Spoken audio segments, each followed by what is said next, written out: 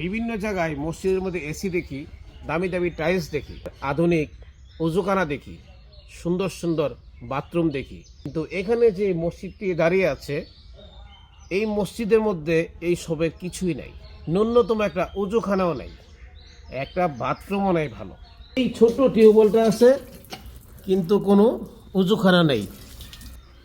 এটা হচ্ছে মসজিদের বাথরুমের অবস্থা। আমাদের গরিব এলাকা, দিন মজুর এলাকা, আমরা খুব অসহায় মানুষ, আমরা মসজিদটা কিছু করতে পারি নাই। আসসালামু আলাইকুম রহমতুল্লাহ বরকাত। এই মুহূর্তে আছি কুড়িগ্রাম জেলার উলিপুর উপজেলার সরকারপাড়া গ্রামে, আর আমার পেছনে দেখতে পাচ্ছেন একটি জামে মসজিদ, যেটার নাম সরকারপাড়া জামে মসজিদ।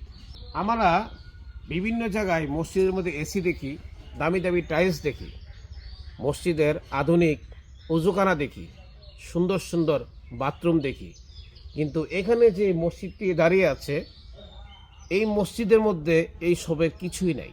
বিশ্বাস হচ্ছে না? দেখাবো। প্রথমত এই মসজিদের মূল জায়গাটা হচ্ছে এইটা, উপরে টিন, আর জায়গা সংকুলন না হওয়ার কারণে বারান্দা হিসাবে এটাকে বানানো হয়েছে। কিন্তু এখানে মুসল্লিরা কিভাবে উজু করে দেখাবো। মুসল্লিদের উজু করার জন্য এই ছোট টিউবওয়েলটা আছে কিন্তু কোনো উজুখানা নেই।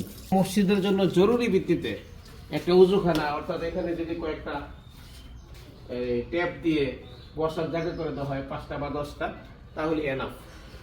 তারপরে বাথরুমের অবস্থা দেখাই। এখান দিয়ে বাথরুমের ব্যবস্থা করা হয়েছে। এটা হচ্ছে মসজিদের বাথরুমের অবস্থা।